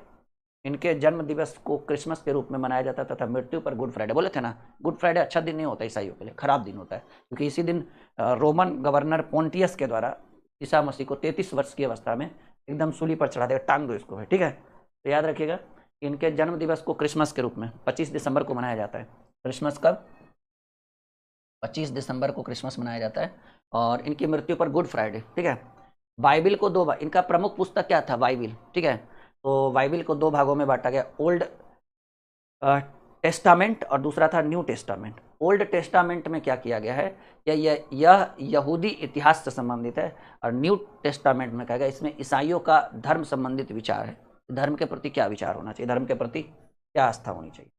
चलिए, इनका प्रतीक चिन्ह क्रॉस, ऐसे देखे होंगे कोई कोई लॉकेट, जो ईसाई धर्म वाले होंगे ना, लॉकेट पहने रहते हैं क्रॉस कैसे करके, ठीक है। इनकी सूली पर चढ़ाने में रोमन गवर्नर, देखिए बोले थे ना, ईसा मसीह को सूली पर किसने चढ़ाया था? रोमन गवर्नर पोंटियस ने चढ़ाया था। कितने वर्ष की अवस्था में? एक बार थोड़ा सा और देखिए। ईसा मसीह, ईसाई धर्म के संस्थापक ईसा मसीह, इनका जन्म स्थान बैथलेहम में हुआ था, जेरूसलम के में स्थित बैथलेहम नामक गांव में हुआ था। इनके पिता का नाम जोसेफ, याद रखिएगा, प्रश्न पूछ सकता है कभी कभी। ईसा मसीह के पिता का नाम जोसेफ और उनकी माता का नाम मेरी था। ईसा मसीह को जीसस भी कहा जाता है, ठीक है। और जीसस मसीहा का शब्द होता है परमात्मा के पुत्र। ये तो जो इनका प्रमुख धार्मिक ग्रंथ, ईसाइयों का प्रमुख धार्मिक ग्रंथ बाइबिल होता है। प्रमुख धार्मिक पूजा स्थल चर्च या गिरजाघर कहिए। प्रमुख शिष्य एंड्रूस और पीटर, दोनों मछुआरा था जी, मछली मार रहा था। ईसा मसीह जाति में बढ़े थे। ईसा मसीह को, ठीक है, ईसा मसीह को अच्छा ये भी याद रखिएगा कि पूरे विश्व में ईसाई धर्म मानने वाले लोगों की संख्या सबसे ज़्यादा, 1 नंबर पर आता है ईसाई धर्म। और याद रखिएगा कि ईसा मसीह को सूली पर कब चढ़ाया गया? 33 वर्ष की अवस्था में रोमन गवर्नर पोंटियस। क्यों चढ़ाया गया वो हम लोग वर्ल्ड हिस्ट्री में पढ़ेंगे, ठीक है। हाँ ठीक है। इनका सबसे अच्छा दिन जो था वो संडे माना जाता है। सबसे खराब दिन ईसाइयों के लिए फ्राइडे, क्योंकि फ्राइडे के दिन ईसा मसीह को सूली पर चढ़ाया गया था। भले गुड फ्राइडे होता है लेकिन वो बैड माना जाता है। बाकी ये सब चीज़ें तो याद रखिएगा। इस्लाम धर्म, इस्लाम धर्म जो है भी और कितना है फारसी, रहने देते हैं जितना है, काफ़ी लंबा जा रहा है ये सेशन, ठीक है। इस पर एक सेशन और करा देंगे, 1 घंटे का 45 मिनट का। इस्लाम धर्म, पारसी धर्म, यहूदी धर्म, अभी 3-4 धर्म और है, वो कंप्लीट हो जाएगा। ज़्यादा लंबा क्लास करने से क्या है ना, बच्चों का थोड़ा सा मोटिवेशन कम हो जाता है। थोड़ा सा हम लोग को मजा कम आया पता है किसमें? वैष्णव धर्म में, भगवान विष्णु वाला। इतना ना कंटेंट हम ला दिए, हम जितना कंटेंट था सब दे दिए टाइप करने। अब गड़बड़ा गया कि भाई इतना इतना कंटेंट, कुछ कंटेंट उतना इंपॉर्टेंट नहीं था, ठीक है। क्लियर हुआ आप लोगों को? मजा आया आज का सेशन? बोलो बाबू, क्लियर है? पक्का? कल इसी के ऊपर एक और टॉपिक रखेंगे या नाइट में ही आज रख देंगे, आधे घंटे का सेशन, आधा घंटा में क्लियर हो जाएगा। अब बचा कितना हुआ? एक हमारा बचा हुआ है इस्लाम धर्म, लंबा जाएगा। इस्लाम, पारसी, तो 2 ही धर्म है, लेकिन मेन तो इस्लाम धर्म है, रहने दीजिए। इस्लाम धर्म को कल पढ़ा देंगे, उसी में पारसी को ऐड कर देंगे। इस्लाम धर्म बड़ा इंपॉर्टेंट है, ठीक है ना। तो माय डियर स्टूडेंट्स, तो पिछले क्लास में हम पढ़ रहे थे भारत के सबसे प्रमुख 10 प्रमुख धर्म। उसमें से 1-2 धर्म अभी बचा हुआ है, 2-3 धर्म, उसको कवर करते हुए ये टॉपिक आज कंप्लीट कर देंगे। और आज शाम 3 बजे से आपका एंशिएंट हिस्ट्री का रिवीजन क्लास होगा, MCQs मतलब प्रश्नों का रिवीजन होगा। तो 3 बजे वाली क्लास आज आपकी बहुत ज़्यादा इंपॉर्टेंट है। ये तो एक छोटा सा क्लास चलेगा जिसमें जो बचे हुए 2-3 धर्म है उसको हम क्लियर करके ये धर्मों वाला टॉपिक खत्म कर देंगे। उसके बाद जो है हम लोग महाजनपद काल पढ़ेंगे अगले सेक्शन में। लेकिन आज 3 बजे से जो हम आपको शुरू करेंगे वो हम पढ़ेंगे जितना भी चैप्टर हमने आपको पढ़ा है एंशिएंट हिस्ट्री में, लगभग 7-8 चैप्टर तो हो ही गया है, सबका रिवीजन करवाएंगे, वो भी MCQs के आधार पर। जो पूछे गए प्रीवियस ईयर क्वेश्चन है, जो पिछले 5-8 सालों में जितना भी क्वेश्चन पूछा गया ना, सबका रिवीजन करवाएंगे। तो चलिए, तो हम सोचे कि रिवीजन शुरुआत करने से पहले ये धर्म वाला टॉपिक हम क्यों छोड़े, इसलिए ये धर्म वाला जो भी बचा हुआ टॉपिक है उसको आज हम लोग कंप्लीट करते हैं। ईसाई धर्म, हालांकि थोड़ा सा डिस्कस हमने ईसाई धर्म का कल भी किया था, आज पूरा एकदम A to Z क्लियर कर लेंगे। सब लोग आ जाइए जल्दी जल्दी से लाइव, एक नोटिफिकेशन हम डाल दें आप लोगों के लिए, बहुत बढ़िया। तो जितने भी स्टूडेंट हैं वो जुड़ जाएंगे हमारे साथ। तो हम पढ़ रहे थे भारत के सबसे प्रमुख धर्म जो इंपॉर्टेंट है, जहां से सबसे ज़्यादा पूछा जाता है। ईसाई धर्म का नाम जैसे ही आएगा, ईसा मसीह, ठीक है। ईसा मसीह जो है वो, अगर बात करें कि ईसाई धर्म के फाउंडर के रूप में, संस्थापक के रूप में अगर किन्हीं का नाम आता है तो भाई ईसा मसीह का आता है। और ईसा मसीह की बात अगर की जाए तो कहा गया है कि ईसा मसीह जो है वो ईसाई धर्म के संस्थापक थे। इनका जन्म बैथलेहम, जगह है जेरूसलम, ठीक है, एक देश है जेरूसलम। जेरूसलम का एक गांव है जिसका नाम है बैथलेहम में हुआ था। इनके पिता का नाम जोसेफ था और माता का नाम मेरी था। प्रश्न एग्जाम में देखिए, इतना आसान तो पूछेगा नहीं यार, पूछेगा तो सब आंसर करेगा। प्रश्न पूछेगा कि ईसा मसीह का जन्म कहाँ हुआ था, तो कहेंगे सर जेरूसलम में हुआ था। और एक जेरूसलम में एक गाँव है बैथलेहम। अच्छा, आपको पता है ना, इनके जन्म से ही ईसा पूर्व खत्म होकर ईसवी आ गया। ये जो हम लोग पढ़ते रहते हैं ना बाबू, BC और AD, नहीं बिफोर क्राइस्ट, और ठीक है, तो ये जो BC और AD ये हुआ ईसा मसीह के जन्म के पहले का डेट। और ये जो हम अब यूज करें, अब AD यूज करते हैं, ये ईसा मसीह के, इसको कहा जाता है बिफोर क्राइस्ट, यानी ईसा मसीह के जन्म के पूर्व की घटना है। तो जो चीजें घटनाएं BC में हुई है वो ईसा मसीह के जन्म के पहले हुआ है। जो सारी घटनाएं AD में हुई है वो ईसा मसीह के जन्म के बाद की घटना है। तो BC और AD आपको समझ में आ गया होगा कि BC क्या होता है, AD क्या होता है। खैर बात की बात है। तो इनके पिता का नाम जो था वो जोसेफ था। बस 2 मिनट, उसके बाद जो हम लोग पढ़ेंगे मेन पॉइंट में। माता का नाम मेरी था। ईसा मसीह को जीसस भी कहा जाता है। क्या बोला जाता है? जीसस। और मसीहा का शाब्दिक अर्थ होता है परम पिता का पुत्र। जो भगवान का पुत्र होता है उसको नहीं कहते हैं कि हम मसीहा बनकर आए हैं। KGS पढ़ देखे हैं? ठीक है। तो अब याद रखिएगा कि ईसाइयों का जो प्रमुख धार्मिक ग्रंथ है, जैसे हमारी धार्मिक ग्रंथ क्या है, हम लोग हिंदू हैं, हिंदुस्तानी हैं, तो जो मुस्लिम होंगे उनका अलग होगा, नहीं, कुरान होगा। ईसाइयों का बाइबल है, हम हिंदू से हैं तो हमारा क्या होगा, ऑब्वियसली गीता होगा, हम लोग गीता को महत्व देंगे। ईसाई वाले बाइबल को महत्व देंगे, जो मुस्लिम संप्रदाय के हैं वो कुरान को महत्व देंगे। तो सबका अपना अपना होता है, ठीक है। प्रमुख धार्मिक पूजा स्थल जो है वो चर्च या गिरजाघर, चर्च वगैरह जाते हैं ना, हाँ, तो चर्च या गिरजाघर। प्रमुख शिष्य, इनके दो शिष्य थे, एक का नाम था एंड्रूस और दूसरे का नाम था पीटर। दोनों मछुआरा था, जी मछली मार रहा था, फिर इनका चेला बन गया दोनों, ठीक है। उसके बाद याद रखिए कि ये जाति में बढ़ई जाति से थे। कौन से जाति से? बढ़ई थे। पूरे विश्व में ईसाई धर्म के मानने वाले लोगों की संख्या सबसे अधिक है। अगर आपसे प्रश्न पूछा जाए, सबको लगता होगा कि मुस्लिम सबसे ज्यादा है पूरे विश्व, नहीं, सबसे ज्यादा जो धर्म पूरे विश्व में मानने वाले लोगों की संख्या ज्यादा है वो ईसाइयों की संख्या ज्यादा है। यानी पूरे विश्व जो जिसमें लगभग 193 देश है, उसमें ईसाइयों की संख्या सबसे ज्यादा है, मतलब लोग ईसाई धर्म को ज्यादा मानते हैं। इस धर्म की उत्पत्ति फिलिस्तीन से हुई थी। एक्चुअली ये जेरूसलम के थे, लेकिन ये गाजा फिलिस्तीन सुने हो ना, ये इजराइल वाला जो मारा था बम वाला, वही फिलिस्तीन है, ठीक है। फिर बात करेंगे, इसका प्रमुख दिन जो है रविवार होता है, संडे को दिन माना प्रमुख दिन। लेकिन ईसा मसीह में ईसाई धर्म में एक बोला जाता है गुड फ्राइडे, वो गुड फ्राइडे बैड फ्राइडे होता है, समझिएगा, क्योंकि शुक्रवार को ईसा मसीह का जो है वो मृत्यु हुआ था, ठीक है। उनको सूली पर चढ़ा दिया गया था रोमन गवर्नर पोंटियस के द्वारा। खैर बात की बात है, ईसा मसीह का शिष्य जो था वो एक था सर सेंट थॉमस, और वो कहाँ आया था? केरल आया था। केरल आकर ईसाई धर्म का, देखिए केरल वाला क्षेत्र में अभी भी जाइएगा ना तो ईसाई लोग, वैसे ईसाई लोग तो भाई हर जिले में आपको मिल जाएंगे, हर राज्य छोड़िए, हर जिला में 10, 20, 50 को मिल जाएगा, एक ज्यादा ही मिलेगा। लेकिन जब केरल उधर साउथ वाले एरिया में जाइएगा ना तो ईसाइयों की संख्या बहुत बड़े लेवल पर है, ठीक है। फिर कहा गया कि ईसाई धर्म के धार्मिक नेता या प्रमुख जो है उनको पोप या पादरी कहा जाता है, नहीं, फादर जिसको बोलते हैं वही। फिर कह रहा है कि पोप के कार्यालय को पोपेसी कहा जाता है। पोप का निवास स्थल रोम है, इटली, प्रश्न पूछेगा, ठीक है। पोप का निवास स्थल कहाँ है? रोम, इटली, ठीक है। चलिए, ईसा मसीह द्वारा चुने गए 12 अनुयायियों को देवदूत कहा जाता है। फिर याद रखिएगा, इस धर्म के 2 प्रमुख शाखाएं थे, एक कैथोलिक था और एक प्रोटेस्ट था, ठीक है। तो कह रहा है इनकी मृत्यु तथा पुनर्जन्म को ईस्टर के रूप में माना जाता है। प्रश्न ये वाला एग्जाम में पूछा गया प्रीवियस ईयर कि इनके जन्म को क्या माना गया, कैथोलिक या ईस्टर। इनके मृत्यु तथा पुनर्जन्म को क्या कहा जाता है? ईस्टर। ये दो मुख्य शाखाएं थी, एक कैथोलिक और एक, जैसे हीनयान महायान हुआ था ना, बौद्ध धर्म जैन धर्म से पढ़े ना, श्वेतांबर और दिगंबर जैन धर्म में, हीनयान महायान बौद्ध धर्म में, और बौद्ध धर्म में एक और आया था वज्रयान। अच्छा, याद रखिएगा, ये बहुत ही बेहतरीन है, यहाँ से बहुत सारे सवाल पूछे जाते हैं। इनके जन्म दिवस को क्रिसमस के रूप में मनाया जाता है और इनकी मृत्यु को गुड फ्राइडे बोला जाता है। सोचिए, है गुड फ्राइडे लेकिन वो बैड फ्राइडे होता है। बाइबल को भी 2 भागों में बांटा गया, एक हुआ ओल्ड टेस्टामेंट या यहूदी इतिहास से संबंधित है, और एक हुआ न्यू टेस्टामेंट, इसमें ईसाइयों का धर्म संबंधित विचार उत्पन्न होता है, मतलब चीजें बताई गई है। हाँ बिल्कुल, छोटा सा सेशन आज होगा, खत्म कर देंगे। इनका प्रतीक चिन्ह क्रॉस, और इनके सूली पर चढ़ाने वाले जो गवर्नर थे उनका नाम था रोमन गवर्नर पोंटियस। 33 वर्ष की अवस्था में ईसा मसीह को सूली पर चढ़ा दिया। अब आइए इस्लाम धर्म की बात अगर करें तो एकदम हजरत मोहम्मद साहब का नाम आ जाएगा। इस्लाम धर्म के प्रवर्तक या फाउंडर का बात की जाए तो कहेंगे इस्लाम धर्म के संस्थापक थे हजरत मोहम्मद साहब। कॉपी में नोट करिएगा, ठीक है। इस्लाम जो है एक अरबी शब्द है, प्रश्न पूछ सकता है, हालांकि इतना आसान तो नहीं पूछेगा लेकिन फिर भी याद रखिएगा कि इस्लाम जो है एक अरबी शब्द, अरबी भाषा का शब्द है, और इसका शाब्दिक अर्थ होता है अल्लाह को समर्पण। समझ रहे हैं? याद रखिएगा, जितना करेजा जो होता है वो इस्लाम लोगों का होता है उतना हिंदू लोगों का नहीं होता है। मतलब ऐसा नहीं है भाई, सब अपने आप में बढ़िया है, लेकिन एक होता है ना एकदम, मतलब अल्लाह की तरफ एकदम भगवान के प्रति समर्पित है। और हिंदू जाति में क्या होता है, वो जाति के प्रति समर्पित रहते हैं, यहाँ धर्म के प्रति। ये मैं रियलिटी नहीं बोल रहा हूँ, ऐसे मतलब मेरा खुद का सेंसेक्स मतलब काम कर रहा है, माइंड काम कर रहा है कि इस्लाम के लोग जो होते हैं वो धर्म के प्रति समर्पित होते हैं, और हमारे हिंदू में क्या होता है, जाति के प्रति। अब भाई कोई यादव जी हैं तो एकदम यादव जी वाला समर्पण, कोई सिंह जी हैं तो सिंह जी, कोई कुछ है, मतलब अपने अपने हिसाब से लगे रहते हैं, ठीक है। इस कारण से इनमें थोड़ा सा एकता ज्यादा होता है, ये चीज देखिएगा, ध्यान रखिएगा। कहा गया है कि इनके धार्मिक स्थान को मस्जिद कहा जाता है।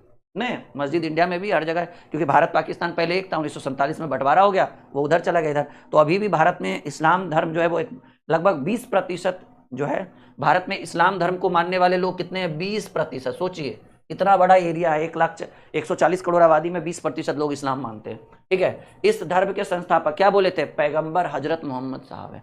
फिर कहा गया इनका जन्म 570 में मक्का में हुआ था। जन्म मक्का में, मृत्यु मदीना में, तो वही से मक्का से मदीना की यात्रा को जो है वो क्या कहा जाता है, इस्लाम जगत में एक बहुत ही शुभ माना जाता है। खैर हम आगे बढ़ेंगे। इनके पिता का नाम अब्दुल्ला और माता का नाम अमीना था। प्रश्न यहां से पूछ सकता है। पहले तो ये याद रखिएगा कि हजरत मोहम्मद साहब का जन्म कहाँ हुआ था? 570 मक्का में हुआ था और इनकी मृत्यु मदीना में 630। आगे पढ़ेंगे हम। इनके पिता का नाम अब्दुल्ला था, हजरत मोहम्मद साहब के पिता का नाम अब्दुल्ला और माता का नाम अमीना था। फिर याद रखिएगा इनकी पत्नी का नाम खदीजा और पुत्री का नाम खदीजा जो थी ना, एक सेकंड, इनकी पत्नी का नाम खदीजा और पुत्री का नाम फातिमा था। ठीक है, देखिए इनको ज्ञान की प्राप्ति, पैगंबर मोहम्मद साहब को ज्ञान की प्राप्ति में 610 ईस्वी में हीरा नामक गुफा में हुआ था जो मक्का में स्थित है। ठीक है, तो जन्म भी मक्का में, ज्ञान की प्राप्ति भी मक्का में, लेकिन मृत्यु मदीना में। वो हम आगे पढ़ेंगे। चलिए आगे बढ़े। कोई दिक्कत, कोई परेशानी? यहां तक किसी को कोई दिक्कत नहीं होना चाहिए, मेरा ये मानना है। ठीक है बाबू। तो इस्लाम धर्म के संस्थापक हजरत मोहम्मद साहब थे जिनका जन्म 570 ईस्वी में मक्का में हुआ था। इनके पिता का नाम अब्दुल्ला, माता का नाम अमीना, पत्नी का नाम खदीजा और पुत्री का नाम फातिमा था। एकदम कॉन्सेप्ट क्लियर। इनको ज्ञान की प्राप्ति 610, ये पॉइंट बड़ा इंपॉर्टेंट है, याद रखिएगा, एकदम मुंह में जवानी याद रखिएगा। इनको ज्ञान की जो प्राप्ति है 610 ईस्वी में हीरा नामक गुफा में हुआ था और ये मक्का में स्थित है। यहां तक देखिएगा, ये पॉइंट अगर नहीं याद किया तो समझिएगा पूरा इस्लाम धर्म कोई काम का नहीं है, मतलब फिर कोई फायदा नहीं है रटने से। याद रखिएगा कि मक्का से मदीना की यात्रा को मुस्लिम संबत के नाम से भी जाना जाता है, क्योंकि जन्म मक्का में हुआ था, मृत्यु मदीना में हुआ था, तो लोग जो है वो मक्का से मदीना की यात्रा करते हैं। ठीक है, तो इसको क्या कहते हैं? मुस्लिम संबत। और जो 622 ईस्वी में प्रारंभ हुआ था, जिसको हिजरी हज पर जाता है ना जी, वही मक्का से मदीना जाता है सब लोग। ठीक है, तो वही कहा जाता है कि मक्का से मदीना के यात्रा को ही मुस्लिम संबत के नाम से जाना जाता है और 622 ईस्वी में यह प्रारंभ हुआ था। प्रश्न पूछ सकता है मुस्लिम संबत कहिए या फिर, ठीक है, हिजरी संबत भी इसको कहा जाता है। तो आपसे 2-3 पॉइंट ये बहुत इंपॉर्टेंट है इस्लाम धर्म वाला। 622 बीसी नहीं, एडी। अब ईस्वी में हम एंट्री कर चुके हैं, बीसी वाला खत्म हो गया। तो प्रश्न पूछ सकता है कि हजरत मोहम्मद साहब का जन्म कब हुआ? 570। कब हुआ? 570। कहाँ हुआ? मक्का में हुआ। इनकी मृत्यु कब हुई? वो तो अगले में पढ़ेंगे, 630 में। हजरत मोहम्मद साहब को ज्ञान की प्राप्ति कब हुई? 610। कहाँ? मक्का में। किस जगह पर? हीरा नामक गुफा में इनको ज्ञान की प्राप्ति हुई, मक्का। इसके बाद कहा गया कि मक्का से मदीना की यात्रा को जो है वो मुस्लिम संबत कहते हैं। मुस्लिम संबत की शुरुआत 622 ईस्वी में हुआ था। 622 ईस्वी को एडी कहते हैं और ईस्वी पूर्व को बीसी कहते हैं। तो मुस्लिम संबत की शुरुआत 622 ईस्वी में हुआ और इसी मुस्लिम संबत को एक और अन्य नाम से जाना जाता है जिसको हम लोग हिजरी संबत कहते हैं। बोलिए, यहां तक क्लियर है? मक्का से मदीना की यात्रा को मुस्लिम संबत के नाम से जाना जाता है जो 622 ईस्वी में शुरू हुआ और इसी मुस्लिम संबत का एक और नाम। अरे भाई लिखिए आप लोग, देखिए आप लोग जितना लिखेंगे आपके लिए उतना बढ़िया रहेगा। अगर हम इस चैनल पर आपको टाइम दे रहे हैं, इसलिए समझिएगा कि हमने इसमें फ्यूचर देखा है, प्रेजेंट में हम काम नहीं कर रहे इसके ऊपर। हमने इस चैनल के ऊपर अपना फ्यूचर देखा है और आप लोगों का फ्यूचर पहले देखा है, हम अपना बाद में मैंने देखा है। वरना जैसा कि आप देख रहे हैं ड्रीम कॉम्पिटिटिव पर हजार बच्चे रेगुलर जुड़ रहे हैं, उसके बावजूद भी एक ऐसे चैनल को हम ग्रो करना चाहते हैं, एक ऐसे चैनल की हम शुरुआत करना चाहते हैं जिसमें आपका भविष्य लिखा हुआ रहे, क्वालिटी। कल हमने वैष्णव धर्म सही ढंग से नहीं पढ़ाया था क्योंकि उसमें कुछ पॉइंट जो थे वो कुछ मतलब एक्स्ट्रा पॉइंट थे जो मुझे नहीं पढ़ाना चाहिए था, इसलिए मजा नहीं आया। इसलिए आज सोच रहे कि थोड़ा आराम से क्वालिटी प्रोवाइड करके। ठीक है, तो मक्का से मदीना की यात्रा को क्या कहेंगे? मुस्लिम संबत। मुस्लिम संबत का एक और नाम हिजरी संबत। हिजरी संबत की शुरुआत 622 ईस्वी। क्लियर है?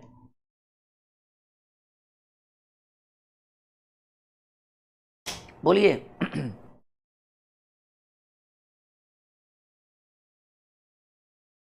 बड़े आगे तो एकदम समझ में आ गया, हिजरी संबत समझ गए। प्रश्न पूछ सकता है हिजरी संबत की शुरुआत कब हुई? 622 में। एकदम याद रखिएगा, ये डेट एकदम नहीं भूलिएगा हिजरी संबत वाला।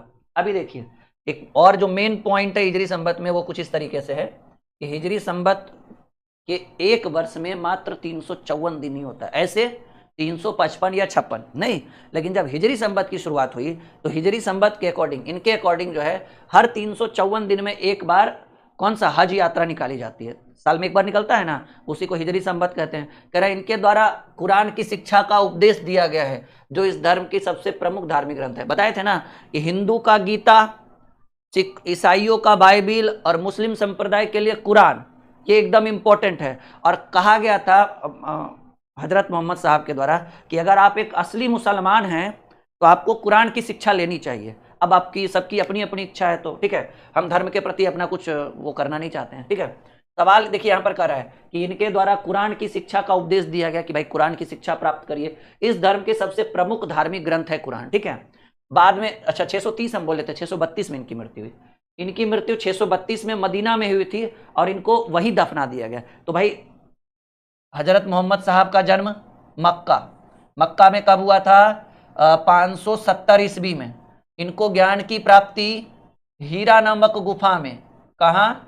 हीरा नामक गुफा में 610 ईस्वी में हिजरी समय। देखिए ये 4-5 पॉइंट आप याद रखिएगा, सीधे सीधे अगर बात करें, ठीक है, तो एकदम पॉइंट याद रखिएगा, ठीक है। हजरत मोहम्मद साहब, एकदम एक एक चीज, हजरत मोहम्मद साहब, ठीक है, इस्लाम धर्म के संस्थापक थे हजरत मोहम्मद साहब। तो इनके बारे में कुछ जो मेन पॉइंट है वो ये याद रखिएगा कि भाई इनका जन्म जो हुआ था, इनका जन्म हुआ था 570 ईस्वी में। कहाँ हुआ था? मक्का में हुआ था। जगह का नाम जेरूसलम का एक गांव है जिसका नाम था बैथलेहम, ठीक है। इनके पिता का नाम अब्दुल्ला था बाबू। क्या था? अब्दुल्ला था। माता का नाम अमीना था, ठीक है, माता का नाम अमीना था। पत्नी का नाम क्या था जी, भूल गए हम तो थोड़ा सा। पत्नी का नाम खदीजा था, हाँ। और बेटी का नाम फातिमा। पत्नी खदीजा, पुत्री का नाम फातिमा। क्या था बाबू? फातिमा था। इनको ज्ञान की प्राप्ति 610 ईस्वी में। कब हुआ? 610 एडी लिखिएगा, बीसी मत लिखिएगा। कहाँ? हीरा नामक गुफा में। हीरा नामक गुफा में इनके दो शिष्य थे। एक का नाम एंड्रूस, सही लिख लेना, ठीक है, एंड्रूस, तथा एक का नाम था पीटर। एंड्रूस तथा पीटर। अच्छा, इनके द्वारा एक संवत शुरू किया गया था, हिजरी संवत, ठीक है। हिजरी संवत की शुरुआत 622 ईस्वी में। इनकी मृत्यु मदीना में हुई थी, मदीना में 632 ईस्वी में, और इनको वहीं दफना गया था। तो बताइए इतना लिखने में क्या गया? कुछ गया कि भाई इनका जन्म 570, पिता अब्दुल्ला, माता अमीना, पत्नी खदीजा, पुत्री फातिमा, ज्ञान की प्राप्ति 610 में हीरा नामक गुफा में, दो शिष्य एंड्रूस पीटर, हिजरी संवत की इन्होंने शुरुआत की 622 ईस्वी में, और 354 दिन में कितना वर्ष होता था? 1 वर्ष, ठीक है, हाँ। और यही से हज यात्रा निकाली गई थी। हज यात्रा में लोग कहाँ से जाते हैं? मक्का से निकलकर मदीना जाते हैं। इनकी मृत्यु मदीना में हुई थी 632 में। बताओ, इतना ही तो करना है, ठीक है। तो हाँ सॉरी, यहाँ देखिएगा, यहाँ तक क्लियर है। अभी देखिए, अभी और बहुत सारी चीजें हैं जो इस पे पढ़ना है कि इनकी मृत्यु 632 में मदीना में हुई थी और मदीना में ही इनको दफना दिया गया था। यहाँ देखिए, मक्का और मदीना दोनों धार्मिक स्थल है सऊदी अरब में। यानी जिनको हज पे जाना होता है वो कहाँ जाते हैं बाबू? सऊदीया जाते हैं, सऊदी अरब जाते हैं। देखते हैं हिंदुस्तान से भी बहुत सारे मुस्लिम बहुत सारे, क्या मतलब, सीधे सीधे इनके द्वारा पता है क्या कहा गया था? इनके द्वारा कहा गया था कि एक तो आपको, अगर आप मुसलमान हैं तो कुरान की शिक्षा लीजिए, और अगर आप एक असली मुसलमान हैं तो आपको अपने जीवन में कम से कम एक बार हज यात्रा जरूर करनी चाहिए। कम से कम एक बार, मैक्सिमम जितना जाओ, ठीक है, तो कम से कम एक बार जो है इनको हज यात्रा करनी चाहिए, कहा गया है। तो मक्का और मदीना दोनों धार्मिक स्थल है जो कहाँ है? सऊदी अरब में। यानी इनका जन्म सऊदिया में हुआ था, सऊदी अरब में हुआ था। फिर याद रखिएगा, अली मोहम्मद साहब, ये गलत लिखा हुआ है, अली जो है वो मोहम्मद साहब के दामाद थे, गलत लिखा हुआ है, ठीक है। इनके दामाद का नाम क्या था? अली। वही मुझे लगा गलत कैसे लिखा। अली जो थे, कॉमा दे दीजिए बाबू, कि अली जो है वो मोहम्मद साहब के दामाद थे, जो मोहम्मद साहब के उत्तराधिकारी बने, जिनकी हत्या 661 में कर दी गई। इनके दामाद का नाम क्या था? अली। बेटी का नाम फातिमा, याद है ना? बेटी का नाम देखिए ना, इधर हमने पूरा कुछ बताया था आपको। इनकी पत्नी का नाम खदीजा था और इनकी पुत्री का नाम फातिमा, और इन्हीं के हस्बैंड का नाम क्या था? अली। तो जब हजरत मोहम्मद साहब की मृत्यु हुई 632 में, तो उत्तराधिकारी किन्होंने संभाला? तो भाई ये 661 ईस्वी में, सॉरी, अली ने इनके उत्तराधिकार को संभाला, और अली की भी मृत्यु कर दी गई, हत्या कर दी गई 661 में। तो अली वाला उतना ज़्यादा कुछ नहीं पूछता है। अली के बेटे का नाम था हसन हुसैन, इसकी हत्या करबला ईरान में कर दी गई 680 में। मतलब यही सब चलते रहता था, ठीक है। मोहम्मद साहब के उत्तराधिकारी को खलीफा कहा जाता है। खलीफा पद को समाप्त किया गया सन 1924 ईस्वी में, ठीक है। तुर्की के द्वारा खलीफा पद को समाप्त कर दिया गया था। खलीफा जो है वो पूरे हिंदुस्तान, पूरे विश्व पर अपना साम्राज्य स्थापित करना चाहता है, जैसे अभी डोनाल्ड ट्रंप कर रखा है, ठीक है। लेकिन इसको 1924 में खलीफा पदे समाप्त हो गया कि अब कोई खलीफा उलीफा नहीं होगा। तो कहा गया है कि मोहम्मद साहब के उत्तराधिकारी को खलीफा कहा जाता था। देखिए जैसे बोले वैसे ही आ गया। खलीफा का पद जो है 1924 ईस्वी तक रहा। फिर खलीफा पद को 1925 में तुर्की के शासक मुस्तफा कमाल पाशा द्वारा समाप्त किया। हालांकि 24 में ही समाप्त किया गया, पता नहीं 25 में क्यों। 25 में पूर्ण रूप से कंप्लीट हुआ होगा, ठीक है। ऐसे अगर आप लूसेंट वगैरह पढ़िएगा ना तो 24 ही देगा, प्रश्न पूछेगा खलीफा के पद को कब समाप्त किया गया, 1924 में। तुर्की के एक शासक थे जिनका नाम था मुस्तफा कमाल पाशा, नाम सुने होंगे। तो प्रश्न याद रखिए, खलीफा का पद 1924 तक रहा था। हाँ मतलब 24 रहा, उसके बाद 25 से इसकी जरूरत नहीं पड़ी, और 1925 में फाइनली तुर्की के शासक मुस्तफा कमाल पाशा के द्वारा समाप्त किया गया। मोहम्मद साहब का जीवन चरित्र जो है वो इब्न इशाक द्वारा लिखा गया। ये पॉइंट इंपॉर्टेंट है जी, प्रश्न ऐसे पूछ सकता है, मोहम्मद साहब की जीवनी किसने लिखी है? तो इब्न इशाक। किसने लिखी? तो भाई इब्न इशाक। जीवन चरित्र किसने लिखा? इब्न इशाक ने लिखा। प्रश्न यहाँ से बनता है और बहुत इंपॉर्टेंट बनता है कि मोहम्मद साहब की जीवनी लिखने वाले व्यक्ति कौन थे? इब्न इशाक। ये बड़ा इंपॉर्टेंट, याद रखिएगा, बड़ा ही महत्वपूर्ण है। हजरत मोहम्मद साहब की जीवनी किसने लिखी है? इब्न इशाक द्वारा। इनके जन्म दिवस को ईद मिलाद उद नबी, ठीक है, जिसको ईद कहते हैं ना, उसी को शॉर्टकट, ये जो दिख रहा है ना ईद मिलाद उद नबी, इसी को शॉर्टकट में ईद कहा जाता है। तो ईद जो मुस्लिम संप्रदाय के द्वारा मनाया जाता है वो मोहम्मद साहब के जन्म दिवस के रूप में मनाया जाता है। सही बोले ना? हाँ, और मुहर्रम जो है वो हसन और हुसैन। अरे भाई आपको मुस्लिम संप्रदाय में इतने जानकारी कहाँ से बाबू? हाँ, तो प्रश्न याद रखिएगा, मोहम्मद साहब की जीवनी लिखने वाले व्यक्ति का नाम था इब्न इशाक, और इनके जन्म दिवस को ईद मिलाद उद नबी, ठीक है, ईद मिलाद उद नबी। जब हमें याद है शब्द तो आपको भी याद होना चाहिए।